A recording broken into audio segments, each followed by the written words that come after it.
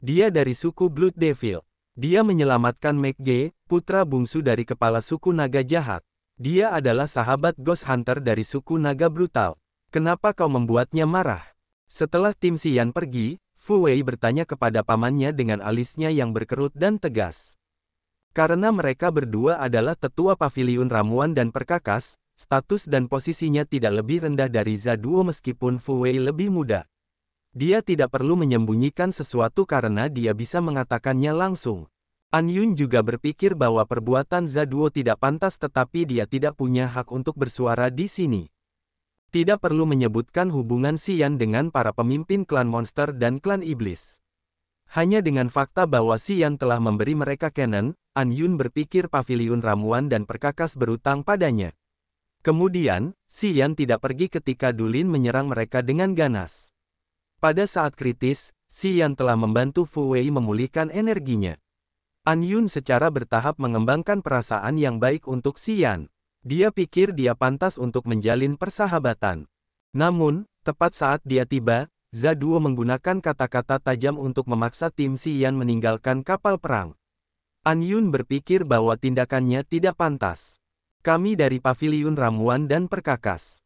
Di area bintang Agate ini, kami tidak berpartisipasi dalam pertempuran apapun.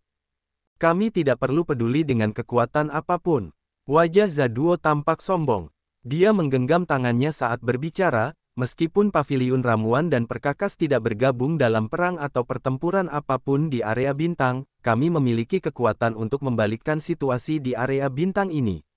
Bahkan jika dia berasal dari kekuatan yang lebih kuat, dia tidak akan berani menaruh dendam terhadap kami. Kami tidak perlu khawatir tentang siapapun. Aku tidak tahu mengapa kamu harus melakukannya, Fu Wei menggelengkan kepalanya. Zaduo menatap matanya. Mengapa kamu begitu peduli padanya? Fu Wei bingung. Dia berpikir dan kemudian berkata, dia membantuku. Zaduo tersenyum dingin. Dalam perjalanan ke sini, aku mendengarmu mengulang namanya berkali-kali dan frekuensinya semakin meningkat.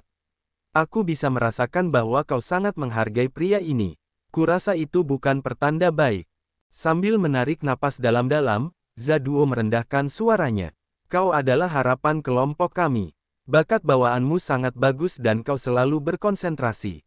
Kau memiliki kompetensi untuk mengendalikan paviliun ramuan dan perkakas di masa depan. Jika kau membiarkan kasih sayang mengalihkan perhatianmu, harapan kami akan sirna. Mata Fu Wei menjadi bingung saat dia berkata dengan wajah terkejut. Apakah itu alasanmu mencoba memaksanya pergi? Zaduo tidak menyangkalnya. Kupikir kau tidak boleh tinggal bersamanya terlalu lama. Pria ini mungkin adalah marah di hatimu, aku bertanggung jawab untuk membersihkannya untukmu. Fu Wei dan An Yun tercengang. Tidak masuk akal. Kalian terlalu banyak berpikir, Fu Wei tersenyum paksa. Saya harap begitu. Namun, kita harus mencegahnya sejak dini, Zaduo bersikeras. Fu Wei mendesak enggan, wajahnya masam. Dia menjadi lebih bertekad. Senior, orang tua itu benar-benar hina. Dia memanfaatkanmu. Namun, alih-alih mengucapkan terima kasih, dia malah mengejek dan memprovokasi kita. Senior, kamu terlalu baik karena tidak marah. Harum, jika aku marah, aku tidak akan membiarkannya begitu saja. Xian, Feilan, Leona, Katuo, Zuoxi, dan Xuan Ming sedang berada di asteroid biru abu-abu, yang sedang melaju di lautan bintang yang gelap. Mereka sedang menuju penjara hantu bayangan. Ada banyak meteorit yang bergerak di luar angkasa yang gelap ini, jadi asteroid mereka tidak terlalu menarik perhatian. Feilan menggunakan energinya untuk mengendalikannya. Asteroid itu tidak terbang secepat kapal perang paviliun ramuan dan perkakas. Namun, mereka tidak terburu-buru. Meskipun asteroid mereka lambat, jarak ke penjara hantu bayangan tidak terlalu jauh. Mereka tidak membuang banyak waktu. Ketika mereka mengatakan sesuatu yang tidak kamu sukai, pergi saja. Kita tidak perlu bertengkar dengan orang-orang itu. Xian tersenyum santai. Lagi pula, dia tidak salah.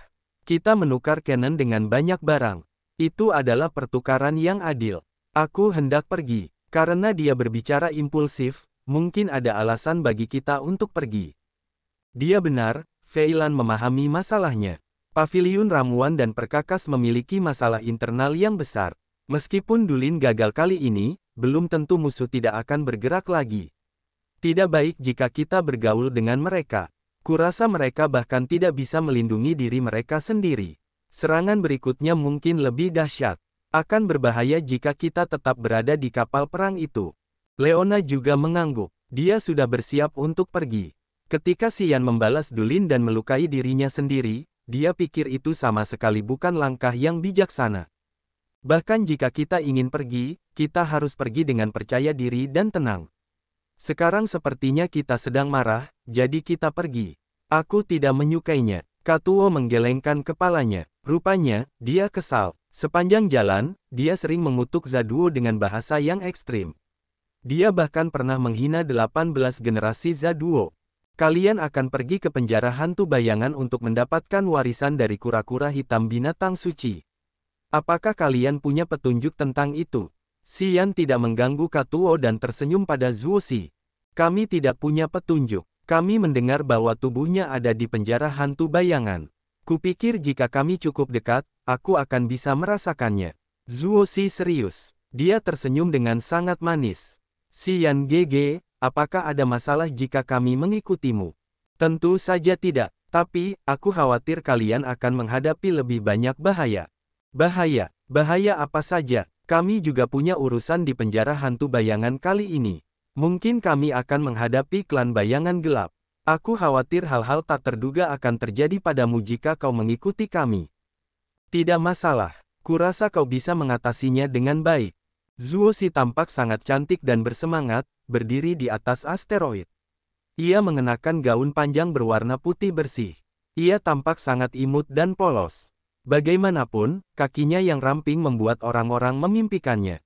Sudah bertahun-tahun berlalu dan gadis kecil ini telah tumbuh menjadi wanita yang menawan. Tidak heran mengapa prajurit awan melayang itu ingin mengganggunya. Karena garis keturunannya mewarisi kekuatan air Upanishad, kekuatan Upanishad ini terbentuk secara alami di dalam tubuhnya. Kekuatan itu membuat kulitnya sangat halus dan lembut.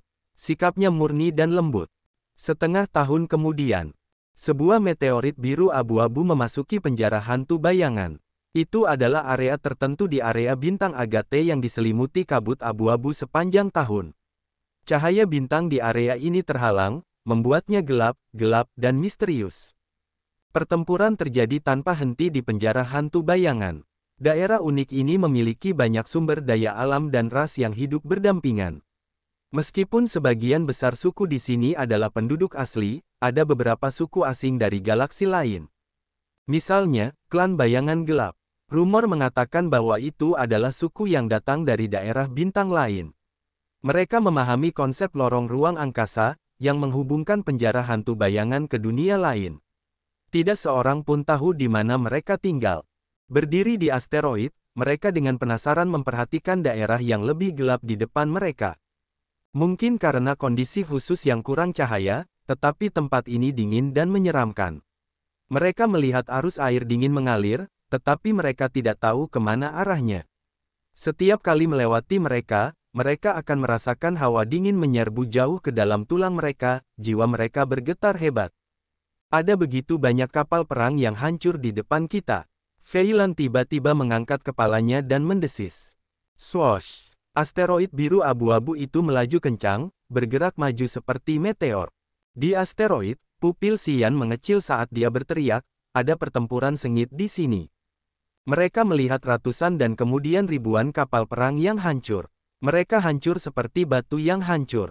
Mayat-mayat melayang di lautan bintang yang gelap dan menakutkan ini. Mereka berasal dari klan manusia, klan tanda hantu, klan monster, klan kegelapan, klan mayat, dan bahkan klan kayu dan klan es. Mayat-mayat itu tidak utuh. Beberapa sudah kering dan lapuk. Namun, mereka belum membusuk karena suhu dingin. Pecahan. Pecahan kapal perang, kereta perang yang rusak, kereta terbang, dan kendaraan lain melayang dan hanyut. Ada banyak sekali potongan-potongan seperti itu di daerah yang menyeramkan ini. Kesadaran jiwa Xian bergerak seperti pesawat ulang-alik dan menjelajahi area tersebut. Tidak ada aura makhluk hidup. Tidak ada yang masih hidup. Xian mengerutkan kening, wajahnya tegas. Begitu mereka tiba di penjara hantu bayangan, mereka langsung melihat medan perang yang sangat tragis. Gambar-gambar ini sangat mengesankan mereka. Xian mengerti bahwa tempat ini tidak seperti tempat lain. Jika mereka ceroboh, mereka akan menjadi salah satu mayat yang melayang-layang. Semua orang memasang wajah muram.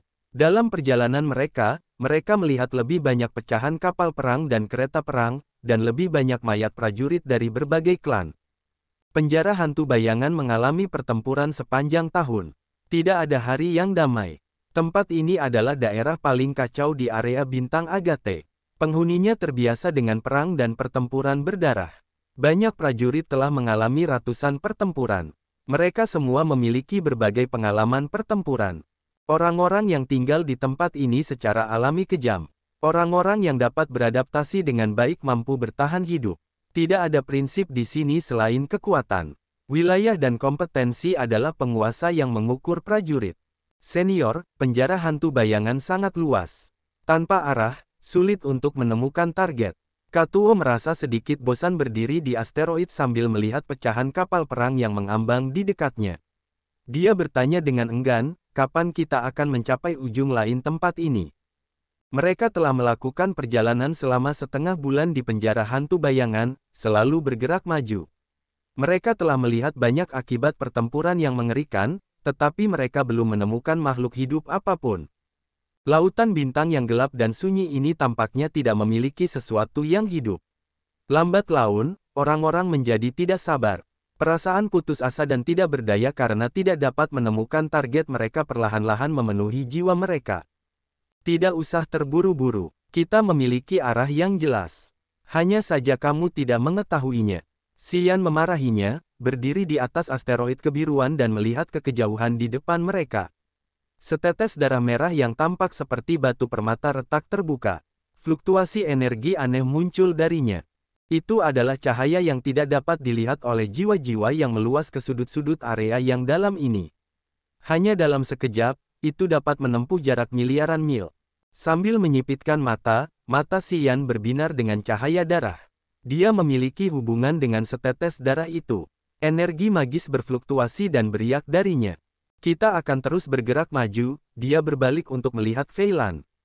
Fei Lan mengangguk pelan. Dia tidak mengatakan apa-apa, tanpa henti menuangkan lebih banyak energi ke meteorit biru abu-abu yang mereka tumpangi. Batu itu kemudian terbang maju dengan lebih cepat. Zuoxi dan Xuan Ming duduk dengan rapi di sudut steroid, napas mereka teratur dan dalam serta mata terpejam.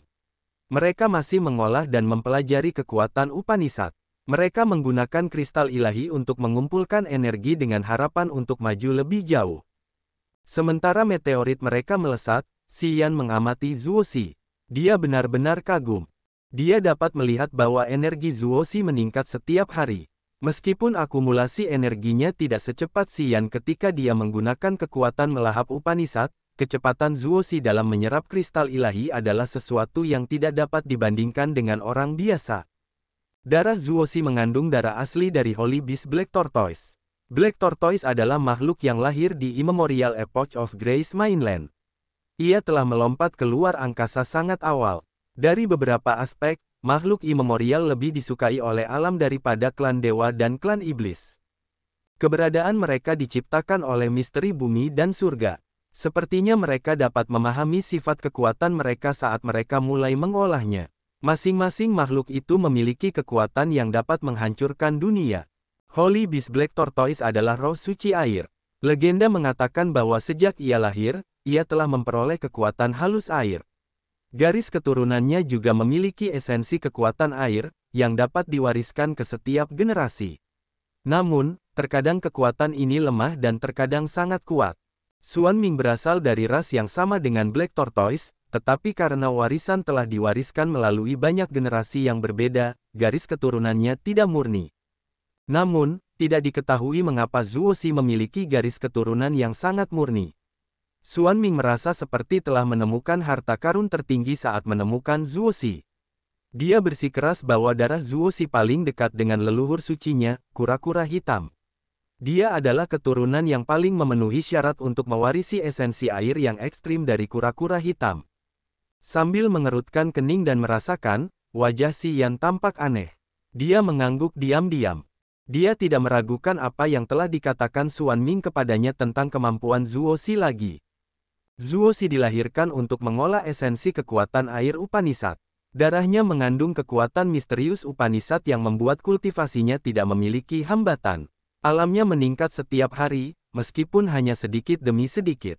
Kemajuan pesat semacam ini membuat seseorang dengan kemajuan cepat seperti Xian mengagumi dan menghargai.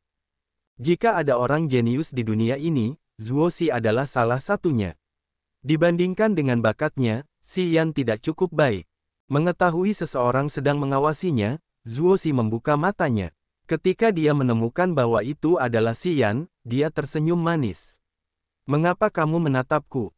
Kamu berada di langit ketiga alam Dewa Raja. Aku ingin tahu kapan kamu bisa memasuki alam dewa asli." "Kapan?" Zuosi berpikir dan kemudian menjawabnya, "Seharusnya dalam waktu singkat. Kurasa sekitar setengah tahun kemudian, aku bisa menerobos ke alam dewa asli." Fei Lan, Leona, dan Katuo tidak memperhatikan mereka. Namun, mereka menjadi bingung setelah mendengar Zuosi. Mereka memandang Zuosi seolah-olah mereka sedang menonton monster dengan wajah tercengang. Mereka tahu bahwa Zuosi baru saja mencapai langit kedua alam Dewa Raja ketika mereka berada di kapal perang Fu Wei. Sudah berapa lama, dan dia berkata bahwa dia bisa mencapai alam dewa asli dalam waktu setengah tahun, kecepatan kultivasi macam apa itu? Tidak normal, benar-benar tidak normal, tim Fei Lan memuji dalam benak mereka. Sebaliknya, Xuan Ming tidak merasa aneh. Dia telah menemani Zuosi selama bertahun-tahun sehingga dia sudah mati rasa terhadap kemajuannya sejak lama. Dia sama sekali tidak terkejut. "Ya, kali ini sangat cepat. Sebelumnya, aku tidak bisa secepat itu. Ketika aku menerobos ke alam lain, biasanya butuh beberapa tahun," Zuosi menjelaskan dengan rendah hati. "Itu karena pelet Fu Wei. Dia memberiku banyak pelet untuk mengolah jiwa dan energi. Semuanya adalah pelet tingkat 5 atau 6 kelas ilahi. Pelet-pelet itu telah membantuku mengumpulkan energi dengan sangat cepat. Dan pada saat yang sama, aku tidak perlu khawatir tentang kemajuan alamku. Begitulah caraku menerobos lebih cepat secara alami. Jadi ketika kamu tidak menggunakan pelet, butuh beberapa tahun untuk menerobos alam." Katuo bingung. Dia menggaruk kepalanya dengan gelisah. Dia pikir dia akan pingsan. "Ya, aku tidak punya pelet, jadi aku hanya menggunakan kristal ilahi untuk mengumpulkan energi." "Tentu saja, itu sangat lambat," jawab Zuosi dengan sungguh-sungguh. Katuo menganga, menatap Zuosi dan kemudian Xian. Dia tidak dapat berbicara untuk waktu yang lama. Fei Lan dan Leona juga tercengang. Itu adalah benua kuno. Benua itu memiliki misteri yang tidak akan pernah bisa kita bayangkan. Benua itu dapat menumbuhkan bakat seperti itu. Fei Lan mendesah putus asa, merasa kalah. Sebelumnya, mereka tidak dapat memahami keajaiban Xian dalam kultivasinya. Namun, mereka akhirnya mengerti mengapa Xian tidak memiliki hambatan dalam mengumpulkan energi karena mereka telah menemaninya untuk waktu yang lama. Mereka sekarang tahu mengapa Xian dapat berkultivasi secepat itu. Tapi Zuosi, dia hanyalah seorang gadis kecil biasa. Tanpa kekuatan melahap Upanishad yang mengerikan itu, bagaimana dia bisa begitu berbakat? Mereka bertiga saling memandang, menggelengkan kepala dan mendesah dalam hati. Mereka pikir mereka tidak akan pernah bisa mengejar kedua monster kecil ini. "Fu Wei Jie benar-benar baik," Zuosi memiringkan kepalanya, berkedip polos. "Ketika kami meninggalkan kapal perang, aku melihat dia merasa sangat kehilangan. Dia tidak menginginkannya. Kurasa dia tidak ingin kami pergi." Xian mengerutkan kening dan tidak mengatakan apapun. Mereka telah menempuh perjalanan jauh setelah itu. Hari ini, mereka akhirnya melihat beberapa kereta perang terbang. Itu adalah kereta perang berbentuk kupu-kupu, yang pipi seperti cangkang. Setiap kereta perang memiliki beberapa lubang yang memungkinkan orang untuk tetap tinggal. Tim Xian samar-samar dapat melihat banyak orang di dalamnya. Ada sekitar 10 kereta perang berbentuk kupu-kupu yang terbuat dari bahan kayu yang aneh. Mereka tampak ringan tetapi tahan lama, jadi mereka terbang sangat cepat, tepi kereta perang itu memancarkan sinar cahaya energi yang aneh. Kereta perang kupu-kupu itu menuju ke sebuah bintang terpencil, yang tampak seperti reruntuhan dengan banyak lubang dalam tanpa dasar yang langsung menuju inti bintang. Gua-gua dalam itu melepaskan aliran udara dingin. Rupanya, itu adalah bintang mineral yang terbengkalai. Mungkin itu dieksploitasi hingga kosong. 10 kereta perang kupu-kupu mendesis, turun, lalu terbang ke dalam lubang yang dalam. Mereka melepaskan kesadaran jiwa mereka, meluas lebih dalam lagi. Kesadaran jiwa mereka luar biasa. Sulit untuk mengunci mereka. Fei Lan berdiri dengan tenang. Seketika, asteroid yang mereka tumpangi berhenti 10.000 meter dari bintang mineral itu. Dia mengerutkan kening dan berkata kepada Xian, sepertinya mereka sedang mencari sesuatu. Mereka semua mengirimkan kesadaran jiwa mereka jauh ke dalam bintang mineral itu. Wajah Xian tidak menyenangkan. Matanya menjadi lebih gelap saat dia berkata, mereka adalah prajurit klan bayangan gelap. Mendengarnya, Fei Lan dan Leona memasang wajah dingin. Fei Lan menarik napas dalam-dalam, aura pembunuhnya terpancar dengan kuat. Apakah mereka benar-benar anggota klan bayangan gelap? Kereta perang berbentuk kupu-kupu, kesadaran jiwa yang tidak teridentifikasi. Itu adalah ciri-ciri klan bayangan gelap, Xian mengangguk. Aku mendapat informasi ini dari Fu Wei saat mengobrol dengannya. Kurasa kita tidak salah. Fei Lan dan Leona tampak begitu dingin. Mereka memiliki ekspresi yang ganas saat mengamati bintang mineral itu. Ayo kita ke sana dan memeriksanya, kata Xian acuh tak acuh. Fei Lan segera mengendalikan meteorit itu, menuju bintang mineral yang terlantar dan sunyi. Bintang mineral ini memiliki banyak lubang. Lubang-lubang itu seperti jurang gelap yang mengarah ke dunia bawah tanah. Ki dingin mengepul dari setiap lubang seolah-olah bahan-bahan di bintang mineral ini termasuk dalam kelas es.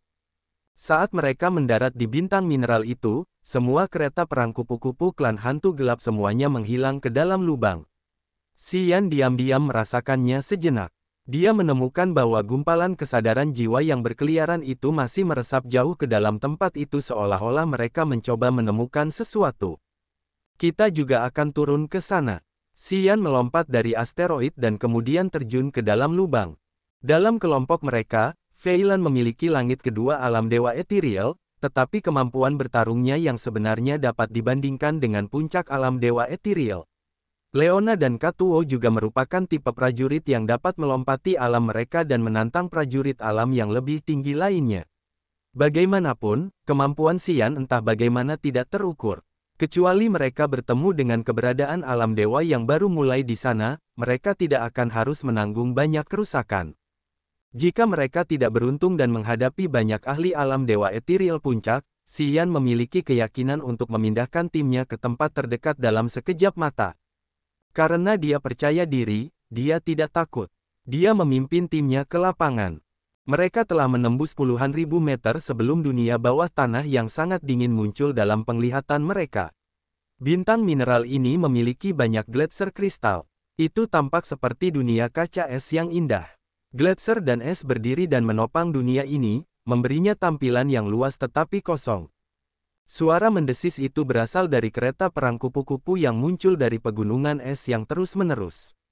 Gumpalan kesadaran jiwa yang berkeliaran menyapu tempat itu seolah-olah mereka mencoba menemukan sesuatu yang hidup. Setelah tim Xian masuk ke dunia es di bawah tanah, energi kehidupan mereka berfluktuasi dengan jelas.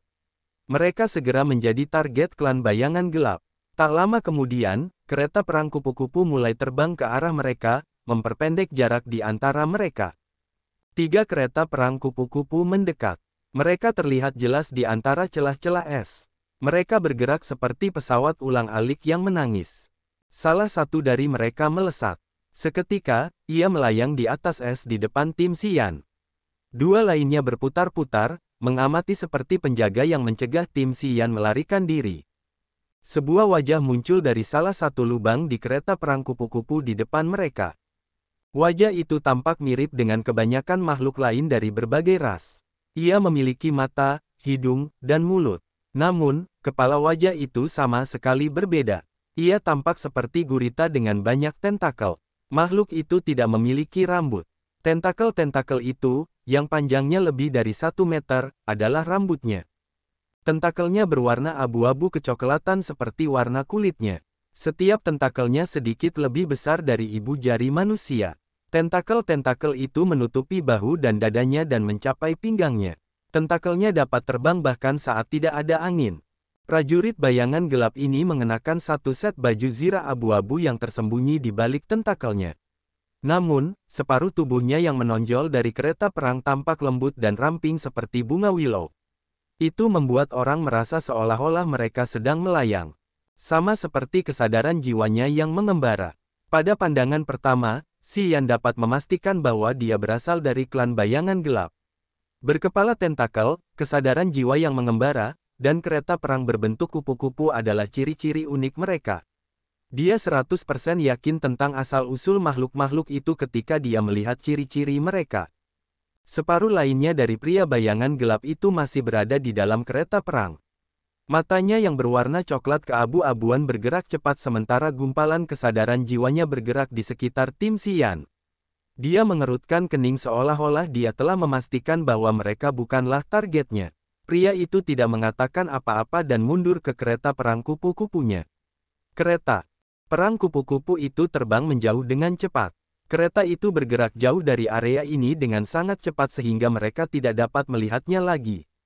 Mereka sedang mencari sesuatu. Xian terkejut. Seharusnya ada seseorang. Kalau tidak, mereka tidak akan datang secepat ini saat mereka merasakan sinyal kehidupan kita. Fei Lan mengangguk dan setuju dengannya. Pria itu tidak memiliki alam yang tinggi, kata Leona dengan suaranya yang serak. Langit kedua alam dewa halus, Xian menyimpulkan dengan mudah. Kesadaran jiwa klan bayangan gelap sangat sensitif. Kudengar itu karena tentakel di kepala mereka. Benda-benda menjijikkan itu memberi mereka kemampuan untuk menggunakan kesadaran jiwa untuk menyerang laut kesadaran. Mereka memang pandai dalam pertarungan jiwa. Klan bayangan gelap memiliki tubuh dewa yang mengambang. Mereka cepat, tetapi mereka tidak cukup kuat. Biasanya, mereka tidak akan terlibat dalam pertarungan jarak dekat. Itu kelemahan mereka. Sejak dia memutuskan untuk pergi ke penjara hantu bayangan, dia telah mempelajari segala hal yang berhubungan dengan klan misterius ini. Dari Wulan, Fu Wei, dan Ghost Hunter, Xian sudah tahu tentang klan bayangan gelap sebelum dia melihat mereka.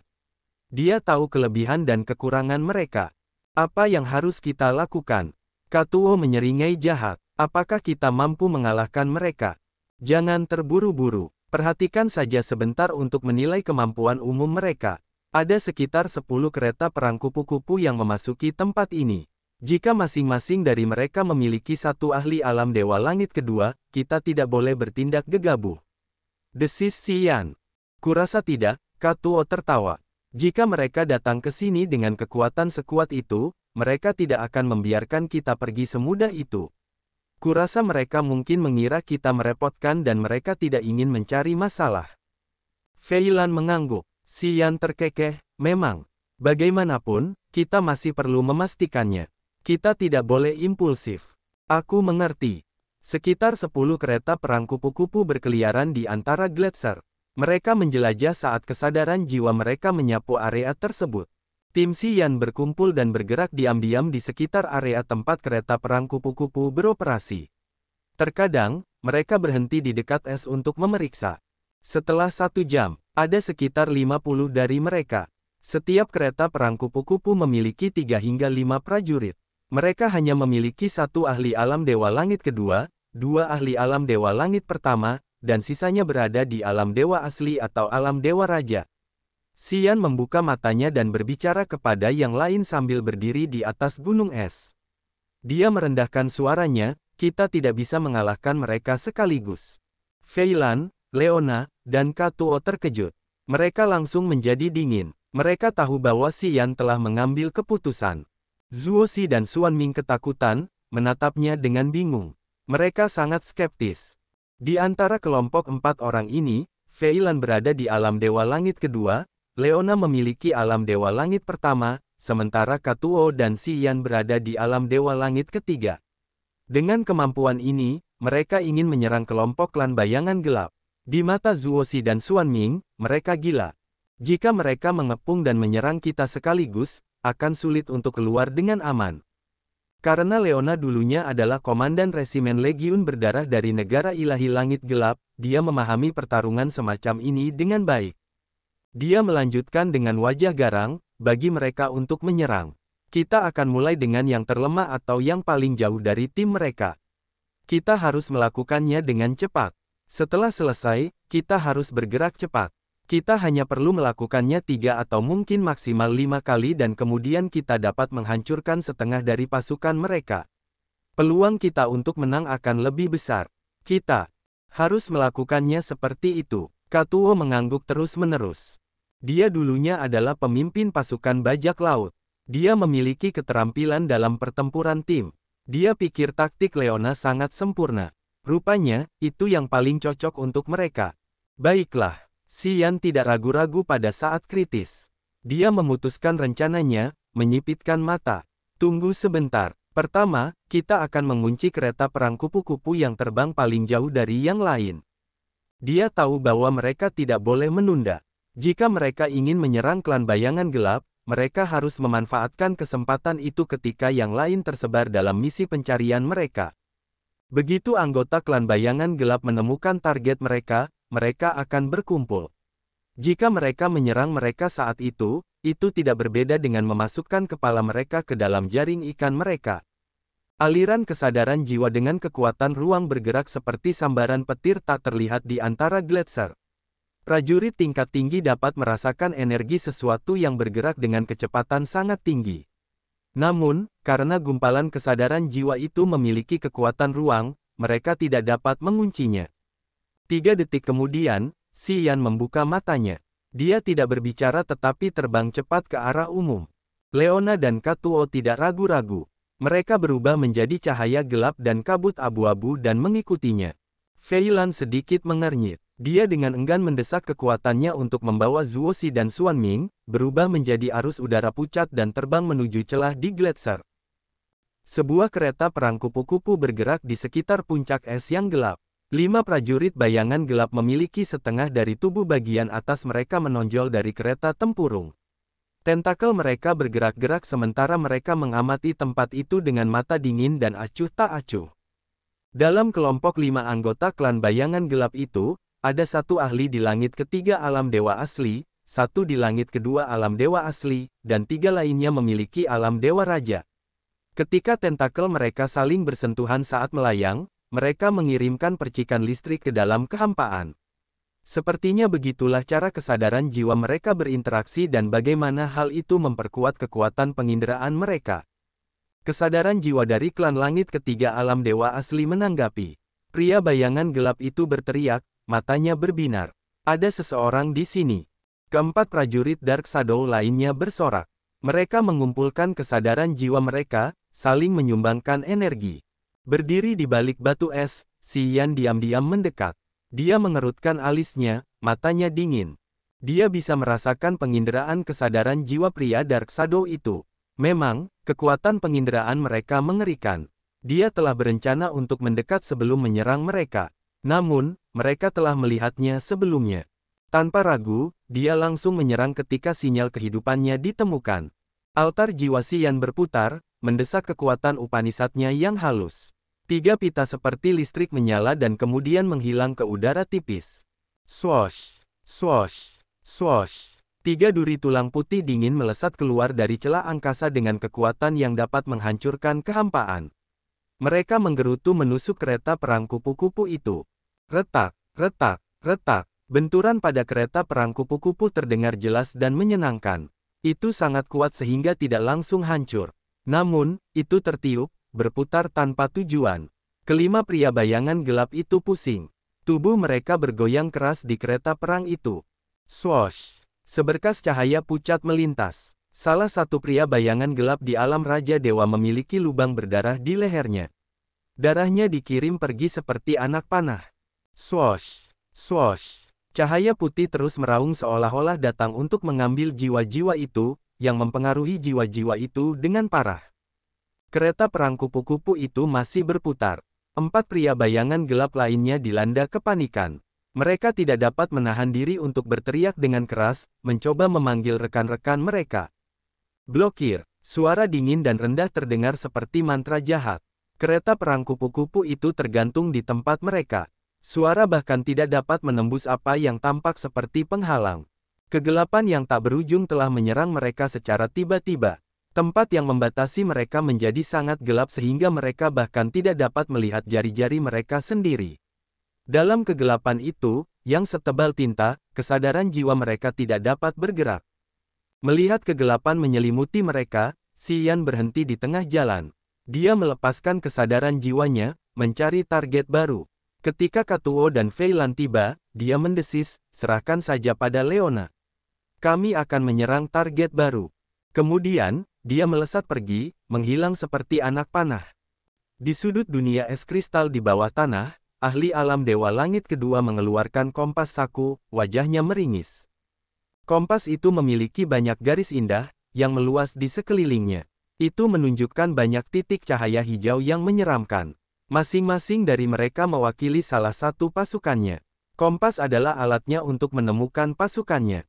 Namun, titik-titik cahaya hijau di kompasnya terus-menerus menghilang. Dia tahu apa artinya ketika titik-titik cahaya itu menghilang. Jiwa para prajuritnya terhubung dengan kompas. Jika salah satu dari mereka tidak mati total, yang berarti altar jiwa mereka masih ada, titik-titik cahaya itu tidak akan menghilang bahkan jika tubuh dewa mereka dihancurkan. Titik-titik cahaya itu mewakili segel kehidupan jiwa. Di area lain, 3 titik cahaya menghilang dari kompasnya. Ahli bayangan gelap itu memucat. Dia mendesis, hentikan misi pencarian kita. Kirim pesanku untuk meminta rekan-rekan kita berkumpul di sini. Segera. 2 ahli langit pertama alam dewa etiril di sebelahnya terguncang. Mereka bergegas mengirim pesan. Seseorang memburu kita. Dia menarik napas dalam-dalam, pikirannya yang gelisah berangsur-angsur tenang. Rasanya seperti ada air dingin yang menyiram api amarahnya. Itu adalah sekelompok manusia yang kita lihat sebelumnya. Kedua pasukannya memiliki mata sedingin Gletser. Mereka berteriak serempak, mereka tidak tahu apakah mereka harus hidup atau tidak. Pegunungan es dan Gletser bersinar terang. Es tajam yang mematikan berserakan di sekitarnya. Bersembunyi di celah Gletser di sudut dunia es ini adalah sosok pendek dan kurus, kulitnya muram.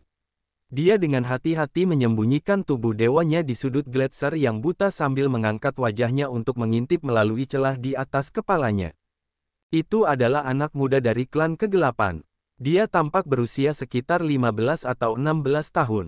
Dia memiliki sepasang mata pupil gelap, yang tampak gila dan kejam seolah-olah dia adalah seorang pembantai berdarah dan gila. Aura pembunuh di tubuhnya bukanlah sesuatu yang seharusnya dimiliki oleh anak muda seusianya. Rambut ungu mudanya acak-acakan, menutupi dahinya dan separuh wajahnya. Remaja itu menyipitkan mata, wajahnya jahat.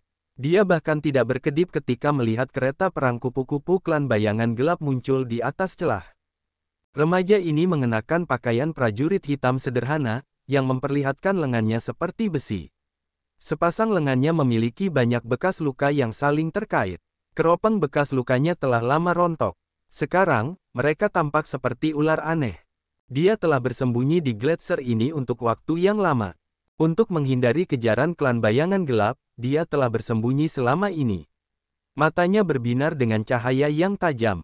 Dari sudutnya, dia bisa melihat kereta perang kupu-kupu bergerak menjauh dari area ini. Anak muda itu menyipitkan matanya, lebih memperhatikan. Tiba-tiba, kereta perang kupu-kupu itu meledak. Sinar listrik dan api meledak di mana-mana. Itu terkena pukulan keras. Pupil mata anak muda itu menyusut, wajahnya kaku. Ledakan. Dalam nyala api yang menyala, 3 pria bayangan gelap muncul. Mereka panik, berteriak dengan gila. Sebuah bayangan berotot muncul seperti kilat. 3 duri tulang putih terbang keluar seperti senjata mematikan.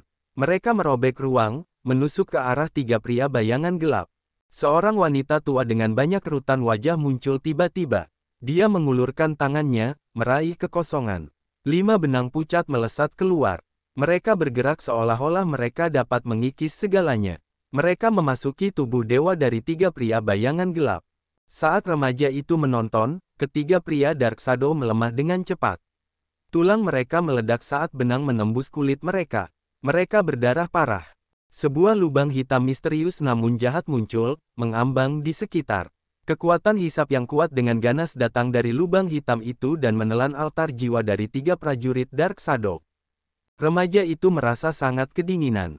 Dia ketakutan. Dia kemudian bersembunyi lebih dalam dan lebih hati-hati karena dia takut yang lain bisa merasakannya.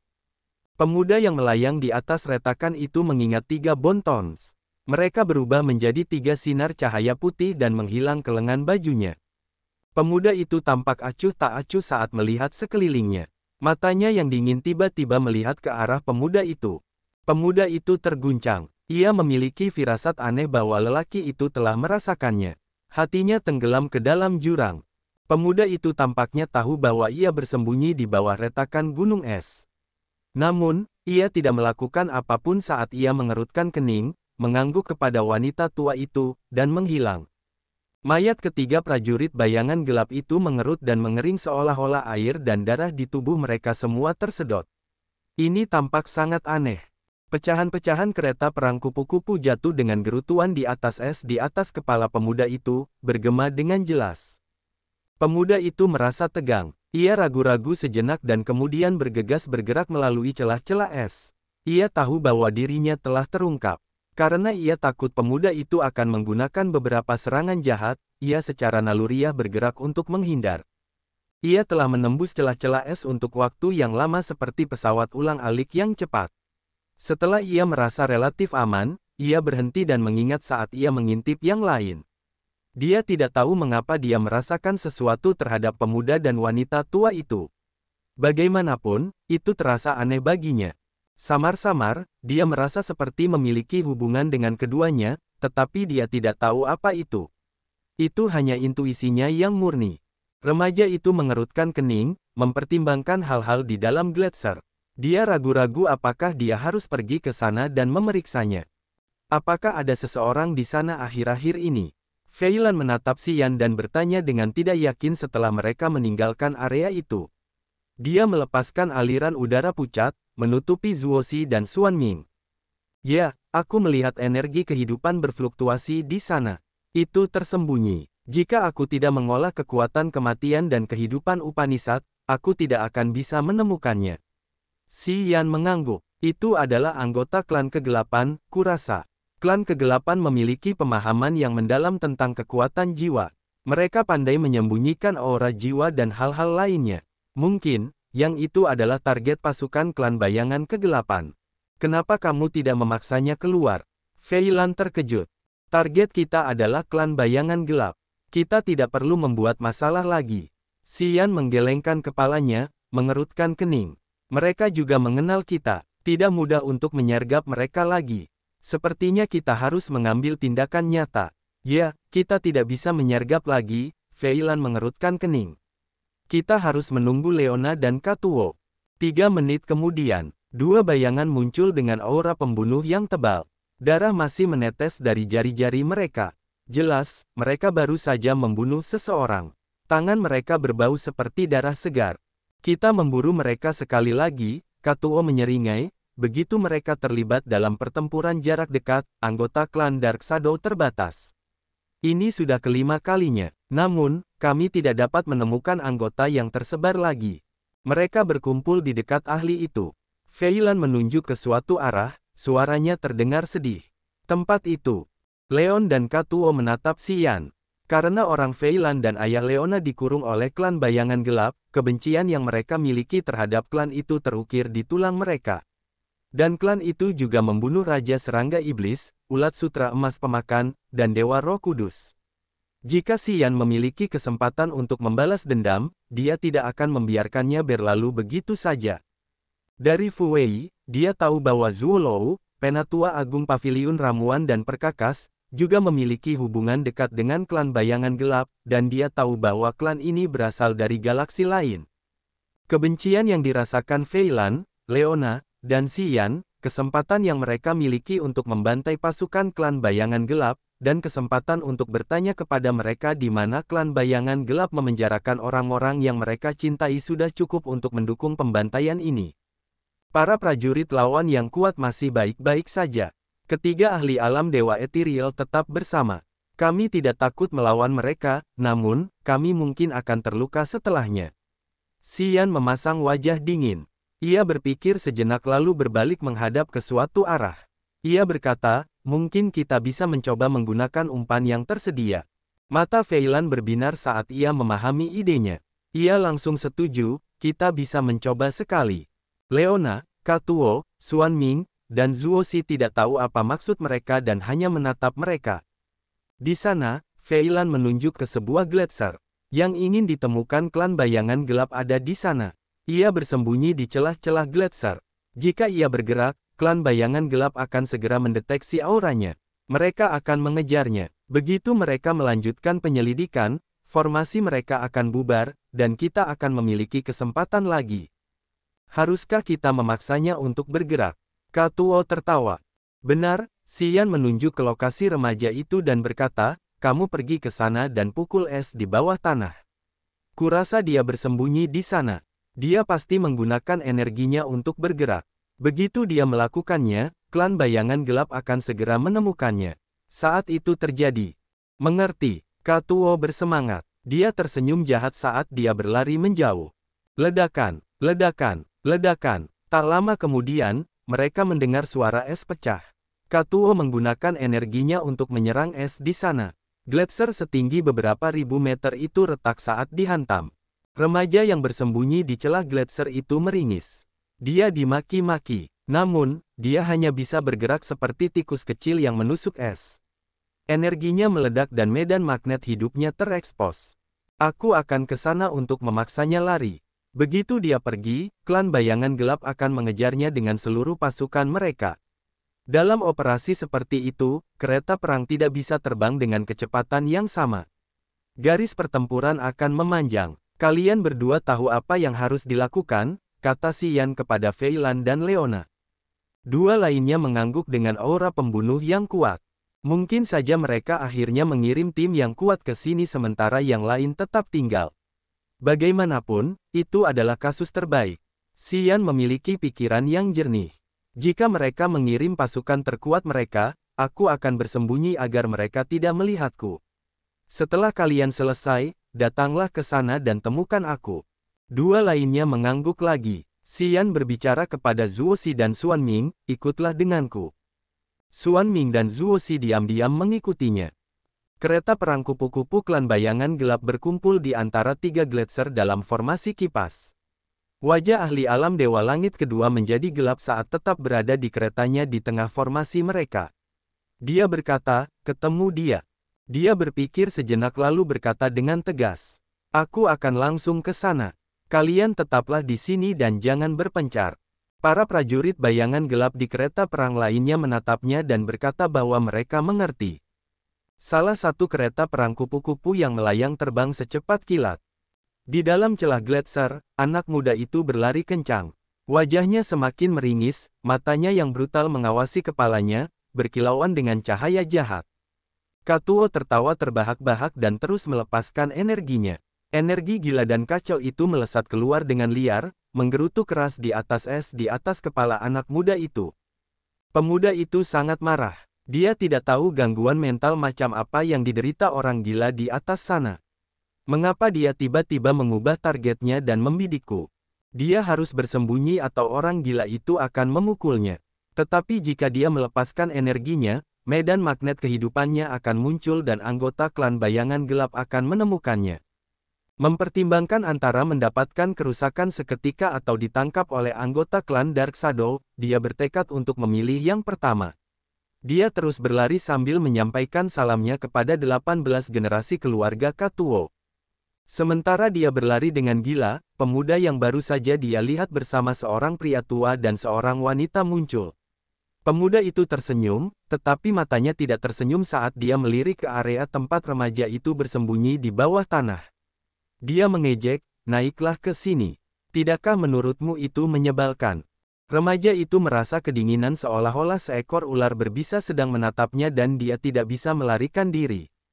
Aku tidak ingin membunuhmu. Aku hanya ingin kamu gunakan sebagai umpan. Keluarlah. Jangan membuatku memaksamu, kata Xian dengan mata menyipit. Anak muda itu berjuang dalam pikirannya. Dia menggunakan beberapa keterampilan jiwa lainnya, tetapi dia menemukan bahwa dia tidak dapat menyingkirkan blokade jiwa orang lain itu. Karena dia tidak dapat menahannya, dia muncul dari gletser dengan wajah pucat. Rambutnya berantakan karena es yang hancur. Dia sangat marah saat dia berkata, apa yang kamu inginkan? Membantu kamu bertahan dari dilema ini. Xian terkekeh, menghasilkan domain dewanya dan menutupi Katuo, anak muda itu, Zuoxi, dan Xuanming. Ruang di sekitar mereka beriak dengan megah saat cahaya yang menyilaukan terpancar di sekitar Xian. Tak lama kemudian, mereka menghilang ke dalam kekosongan di dalam gletser, bahkan tidak meninggalkan seberkas aura pun. Tirai tipis seperti uap dengan riak-riak angkasa menutupi kelompok Xian. Remaja itu masih berhati-hati, menjaga jarak dari Xian dengan mata penuh amarah. Kemudian, dia berbalik dan menatap kristal es di seberang mereka. Dia menjadi benar-benar bingung. Kristal es itu halus dan datar seperti cermin, yang memantulkan semuanya dengan jelas. Namun, dia tidak dapat melihat bayangannya terpantul di dalamnya meskipun dia menghadap kristal es cermin itu. Makhluk apapun yang memiliki tubuh akan terpantul di cermin. Itu adalah aturan alam bahwa orang tidak dapat melanggarnya. Namun, mereka berdiri di depan kristal es dan kristal itu tidak memantulkan bayangan mereka. Dan dia masih bisa melihat kristal itu. Pengamatan ini membuat anak muda itu menyadari sesuatu. Dia terdiam.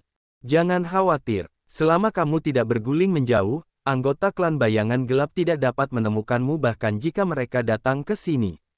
Xian tersenyum, menatapnya. Setelah merenung sejenak, dia berkata, namaku Xian. Aku juga musuh klan bayangan gelap. Kita seperti rekan di sini. Siapa namamu? Mengapa anggota klan bayangan gelap memburumu? Xian tidak tahu mengapa dia memiliki perasaan lembut terhadap anak muda ini.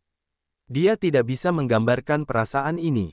Sepertinya dia memiliki hubungan dekat dengan pemuda ini secara tidak sadar. Anak ini memiliki begitu banyak luka di lengannya dan tubuhnya memiliki aura yang sangat merusak. Bagi orang lain, dia tampak ekstrim dan jahat. Bagi Xian, dia merasa nyaman dan santai melihatnya. Namaku Benny, dengus remaja itu. Sikapnya masih acuh tak acuh. Petik 2 titik. Benny, mengangguk dan tersenyum. Xian terus bertanya, mengapa klan bayangan gelap ingin membunuhmu?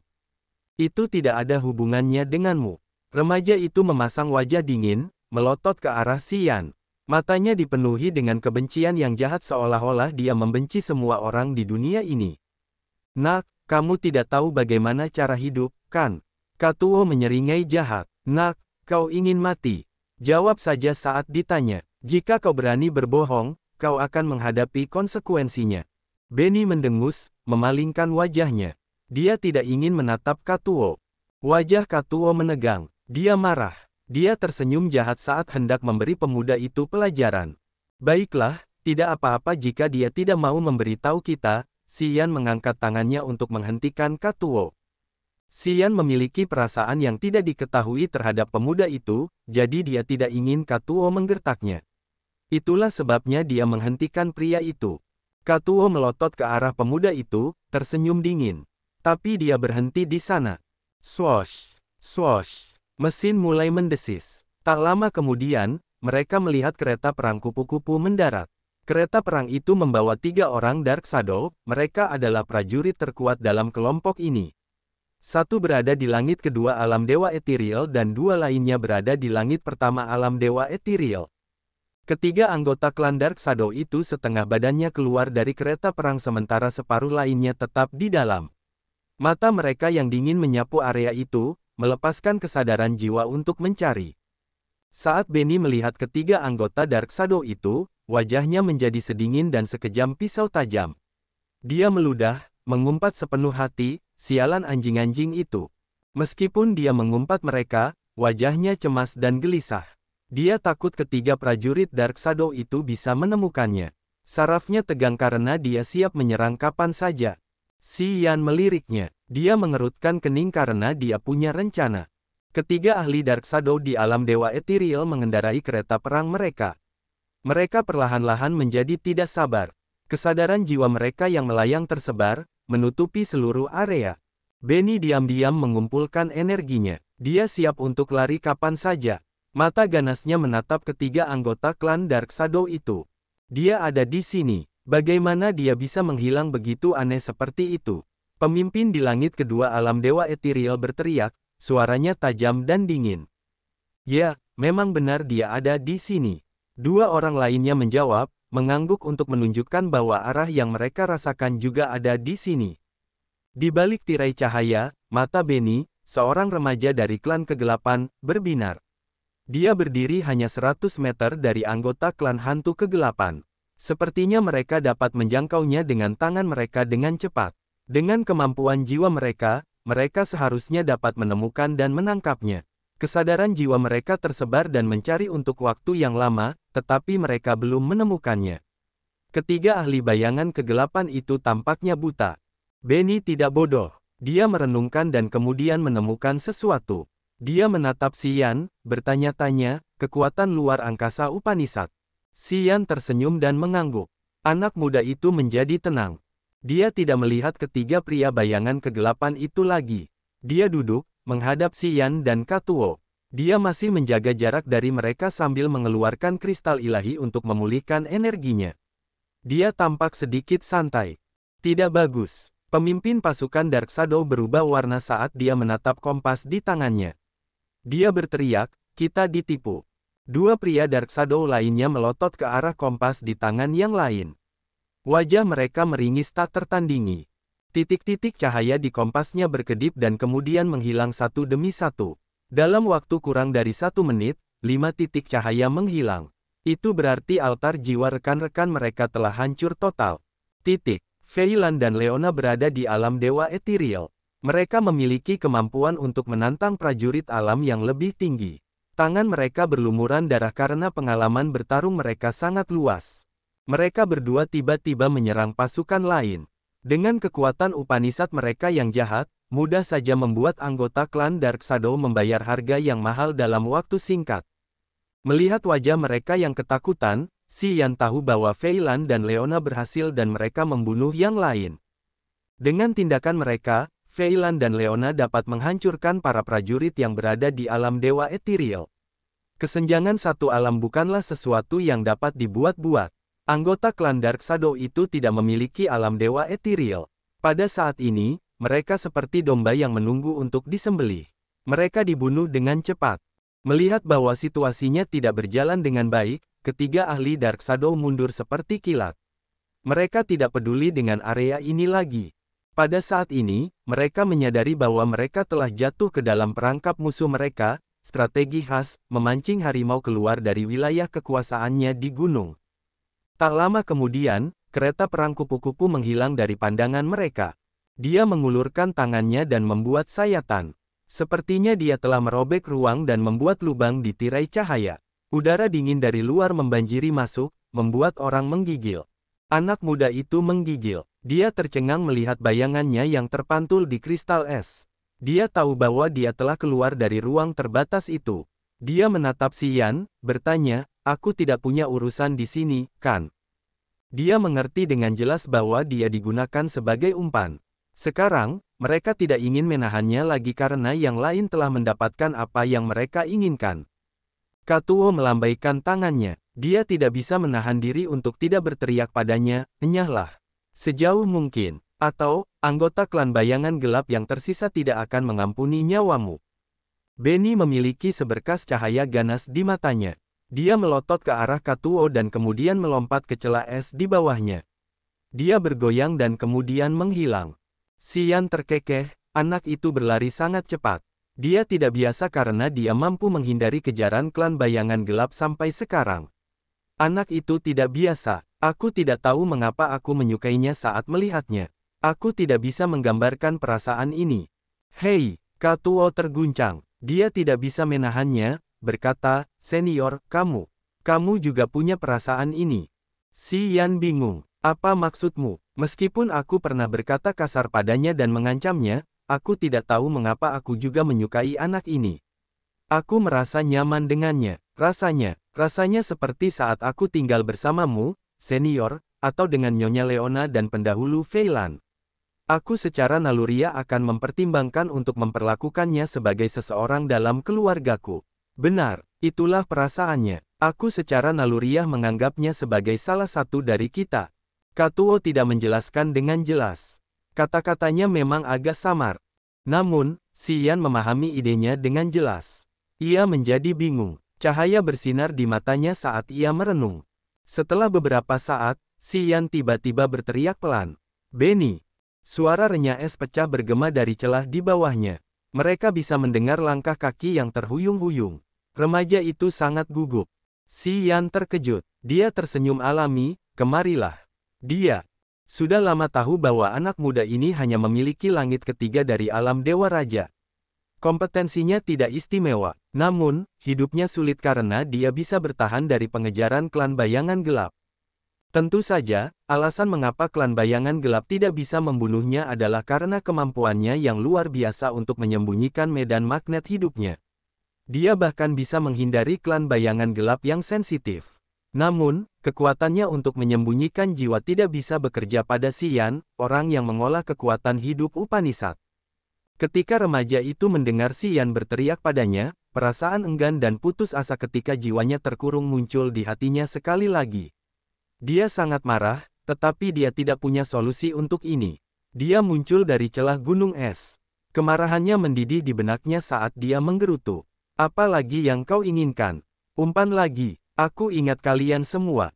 Mata Si Yan yang cerah menatap rambut berantakan yang menutupi dahinya, bertanya tiba-tiba. Sapu rambut di dahimu, aku ingin melihat glabelamu. Remaja itu menggigil, matanya sangat ketakutan. Dia memiliki aura yang sangat merusak di tubuhnya, yang akan meledak seperti gunung berapi yang meletus. Auranya bergulung deras seolah-olah dia telah jatuh ke dalam kondisi pikiran yang tidak teratur. Katuo terkejut. Saat dia mengingat sesuatu, matanya menjadi sangat panas. Dia tergagap, "Sesenior, maksudmu? Dia dan aku, dia dan kita adalah..." Si Yan tidak menjawab Katuo. Dia masih menatap anak muda itu dengan sungguh-sungguh. Matanya menatap glabella yang tertutupi oleh rambut remaja itu. Dia bahkan tidak berkedip. Fluktuasi energi yang merusak di tubuh anak laki-laki itu menjadi lebih tebal. Matanya dipenuhi dengan pikiran-pikiran gila. Dia berkata melalui giginya yang terkatup, wajahnya jahat, apakah kalian juga anjing dari klan dewa? Si Yan menarik napas dalam-dalam untuk menenangkan pikirannya yang gelisah. Ia berkata kepada anak muda itu dengan tenang, tidak apa-apa. Aku mengerti, kau tidak perlu melakukan apapun. Kau harus pergi bersama kami sekarang. Kita akan mengalahkan pasukan bayangan gelap ini terlebih dahulu. Kemudian, kita akan bicara. Asal-usul kita, ada hubungannya. Anak muda berkulit gelap itu tampak terkejut. Niat yang sangat merusak di matanya menghilang perlahan, wajahnya bingung. Asal-usul kita. Si Yan tersenyum cerah dan mengangguk sebagai tanda konfirmasi. Ia berkata, ya, kita ada hubungannya. Namun, kita harus mengesampingkannya untuk sementara waktu.